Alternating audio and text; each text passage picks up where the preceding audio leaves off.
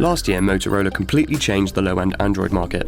Cheap smartphones had been available before, but usually at a huge trade-off. Poor processing power, a lack of updates and support, plus questionable build quality were just a few thorns in the sides of those wanting something modern and affordable. The original Moto G was the handset to answer the call of thousands of consumers. Under the watchful eye of Google's ownership, Motorola crafted a solid, well-designed and bang-up-to-date smartphone that ticked almost every box. It also provided a sense of familiarity and trust from a brand synonymous with mobile technology and reliability. It's no surprise to this reviewer that the original Moto G was one of the least returned handsets at Clove last year. So here we are 10 months later. What's changed, and is it for the better? Well, for a start, Motorola have slightly expanded their range since last year. On the bottom rung of the ladder, we have the dual-core Moto E. Coming in at just under £100, this has taken some of the market that the original G captured. There was also an improvement, adding 4G capabilities with the Moto G 4G. Still one of the cheapest ways to get a reliable LTE handset today. So why the need for Motorola to release this new 5-inch 3G-only model, especially since it comes with the same name and risks muddying the brand a little bit? It's a difficult question to answer in one go, although there's no denying that this new 2014 edition Moto G is still an excellent phone. In the smartphone world, bigger is certainly better at the moment, and jumping up to a 5-inch screen allows the Moto G 2nd Gen to sit more comfortably on the shelf next to more powerful and expensive phones. It's also a shout to other manufacturers, as long as Sony, HTC, Samsung and the rest of the manufacturers fail to release a high quality and reliable handset that matches both the Moto G's specifications and price. Motorola rule the roost at this price point. In terms of hardware, the new Moto G isn't going to set the world on fire. However, the combination of technology you get for this price is incredible. Not a lot has changed since last year, however Motorola have instead made incremental improvements in all the right places. The phone ships with Android 4.4.4 KitKat, with a confirmed update to Android L when available. Overall speed and performance pretty much matches last year's model, but that's no bad thing at all. There's no real need for Motorola to have moved away from Qualcomm's Snapdragon 400 processor. Unless you happen to be a big gamer or multitasker, you don't really need much else, and that's exactly the kind of customer that Motorola are avoiding at this price point. The 400 is a quality system on a chip, and it's more than capable of handling anything a standard user can and will throw at it for quite some time to come. There's only 8GB of base storage, and this might leave you stretching after several months if you happen to install a lot of apps. That's nothing new though, and at least it's not the dreaded 4GB minimum. Motorola have also made sure there's a microsd card slot available, so you can expand your storage for music, photos, videos, files and the rest.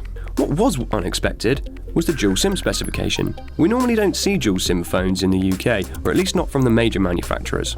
We can, however, confirm that the Moto G 2014 that Clove have is dual SIM and will continue to be so. Not much has really changed in the design or build of the Moto G in the last 10 months. In fact, the new Moto G looks a little bit like you're looking at the old one through a magnifying glass. They are very similar. The face of the phone is a simple black slab with 2 silver strips top and bottom for the speakers. The bezel to the sides is pleasantly thin, which makes for an easily grippable phone despite the 5-inch screen size. The bezel to the top and bottom is on a par with Sony Xperia phones of a similar size. Overall, it may just be a touch too big for those with small hands, although personally I think this is about the sweet spot between big and small phones. You can't make a phone that's perfect for everybody, but the Moto G gets very close. The USB port is right in the bottom in the centre. Perfect place for a phone this size, and it really doesn't make sense to have it anywhere else. The headphone socket is bang in the centre at the top. That looks a little bit odd if you're used to having them offset, although it's still quite a functional position. Power and volume take up place on the right hand side. Again, it's best to side mount these buttons. Top mounted power buttons are fiddly when you get to a 5-inch screen. Overall, the build quality is excellent, which is to be expected. There's not a lot to get wrong with a design as simple as this, but Motorola makes sure the phone feels solid in the hand. The subtle curvature of the back makes for a very comfortable hold. This is something HTC and LG have realised. Samsung have struggled with in the last few years, and Sony still seem to be struggling to figure it out with their angular phones, although their most recent Z3 is a step in the right direction. The soft touch back on the Moto G feels as warm and satisfying against skin as ever. It also has the added benefit of not picking up scratches and marks anywhere near as easily as the glossy covers of more expensive competition. Also, just like the first generation, this back cover can be swapped out for a rainbow of differently coloured spares for quick customisation. The display is a bit of a mixed bag. The increase to 5 inches is great for browsing and watching videos on the move, although those with keen eyes may be put off by the 720p resolution. At this size you get a PPI of 294. Personally I think that's acceptable, especially considering the target audience. Spending a lot of time with Full HD phone screens, including the ridiculous QHD screen on the LG G3, my eye was drawn to some fuzzy looking edges and around icons and text on the new Moto G. Getting out of this mindset was difficult at first, but after several hours use I was reminded that for the average user this 720p resolution is more than sufficient. Text was never difficult to read, nor were movies or videos or good quality images ever blurry. And really, what else do you need? One thing that did strike me was the screen seemed a little muted. The brightness didn't go particularly high, even when manually hitched right up, which made outside viewing a bit of an issue. Colour reproduction was very good though, which made up a little for the lack of brightness. Overall I found some dark music videos quite difficult to make out, and as I said, outside in bright sunlight, very difficult.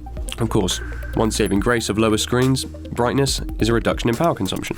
It's to be expected of what must be a significantly cheaper panel than those used in higher-end phones, and it's a clear difference which can be seen in a side-by-side comparison. Overall, the screen quality is certainly passable at this price. To the majority of the Moto G's customers, this will be very good. Bear in mind though, that if you do decide to double, maybe even treble your money and buy a higher-end phone, you can quite literally see the difference. In terms of software, we're running Android 4.4, and it's pretty much stock. There are a few little Motorola tweaks here and there, with some added value apps such as Motorola Alert, Assist and Migrate, but these generally stay out of your way if you don't want to use them. Otherwise, the new Moto G runs quite like a stock Nexus or Google Play Edition device, which is a very good thing. With no extra bloat or manufacturer UI customization to get in the way or tax the processor, the Moto G runs along very smoothly and is quite capable of getting you through the day. The full suite of Google services are available in a folder on the homepage, so there's instant access to YouTube, Gmail, Maps, Hangouts, Drive and all the rest from the moment you switch on. The best thing that can be said about the Moto G, which also goes for all other new stock or close to stock Android phones, is that you don't really have to think about what you're doing, or ever really notice the system getting in your way. After the initial setup, the new Google Launcher, which runs the show on this handset, provides a little guidance the first couple of times you access new features. After dismissing these though, it goes away and simply leaves you to it. Using a new Android like this is a breath of fresh air compared to other manufacturers' heavily skinned offerings. The new Google Launcher itself, with large colourful icons and text, is also a lot more user-friendly and playful than the overly clean and techie stylings of HTC, Sony and LG. It also makes Samsung's overemphasis on the friendly part of user-friendly seem positively childish. The overall feeling you get from the Moto G is one of simplicity, which is reinforced by Android's recently improved ease of use. For a novice smartphone user, or perhaps someone coming to Android for the first time from another system, Google have made your first steps a lot easier than they used to be. Gone are the days when Android was a powerful system, but difficult to navigate or messy for the uninitiated. Once turned on and ready to go, the Moto G should be a cinch for anyone to start using. When it comes to keeping you connected, the second generation Moto G does just enough. Once again, everything boils down to what the target audience are going to expect their smartphone to do. When you think of it this way, everything is covered well. Wi-Fi, Bluetooth 4.0, GPS and 3G. There's also support for tethering and Miracast screencasting with compatible devices as well. Anything else though is superfluous to requirements of a phone of this price. It would be nice to have 4G support, an NFC chip, MHL video out, an infrared blaster and all the other things that high-end phones have. But really, when all is said and done, these are fancy features that add a lot of extra cost. If you want them, then there are more expensive phones out there. Motorola themselves will be more than happy to point you in the direction of their new Moto X. The Moto G is all about ensuring the basics are done properly. With this in mind, the 2014 generation doesn't just ensure you have a smartphone that does everything you need it to, it also gets that done well, without ever drawing attention to how easy it makes it all look. The camera on this new Moto G is going to be chalk and cheese depending on the reviewer and your personal expectations. Personally, I'm not a huge photographer, and that's why I shy away from doing camera reviews on some of the more advanced phones. I can appreciate a well-taken picture, but I'm not really one for spending too much time playing with settings and taking a lot of shots. For me then, the camera on the Moto G 2nd Gen is perfect. It's about as good as I would care for, and I would expect it would again suit the needs of most potential Moto G owners. It's an 8 megapixel sensor, and it captures a fair amount of detail and colour, though I am fully aware there are much better options available on more expensive phones. The 2 megapixel front-facing camera is perfect for selfies and Snapchats. What is disappointing about the camera is not so much the results, but the actual camera application. The Moto G uses Google's stock camera app, and as has been the case since its first inclusion on the Nexus 4, it's just not that good in comparison to the rest of the market. As a standalone app, it's functional. There are a few shooting modes and settings to tweak, alongside the inclusion of HDR. It is, however, easy to see where extra money goes when you compare this camera app to the feature-rich options of other big-name brands.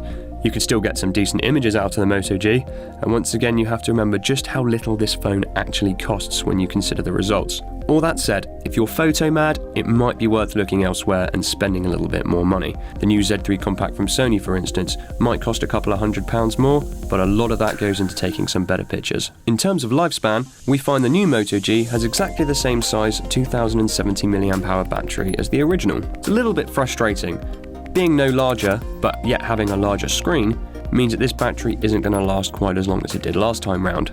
It's not a huge amount of difference though. It's still enough to get you comfortably through a full day, although you will definitely have to charge at the end of every day.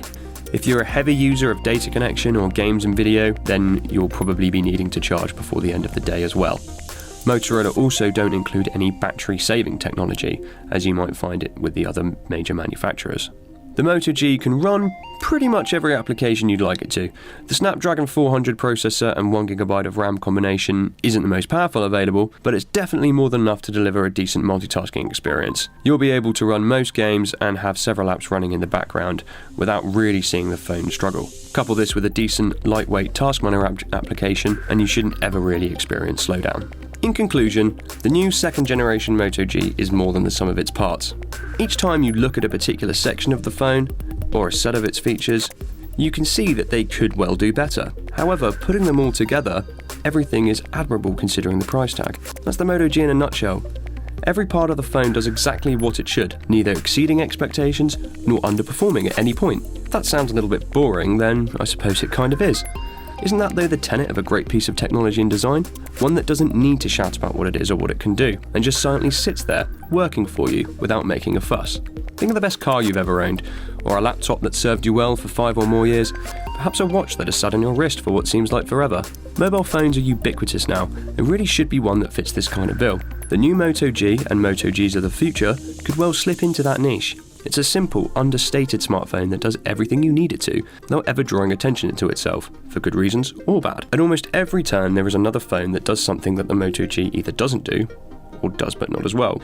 Invariably though, you'll be spending a lot more money and possibly buying into many more features than you actually need.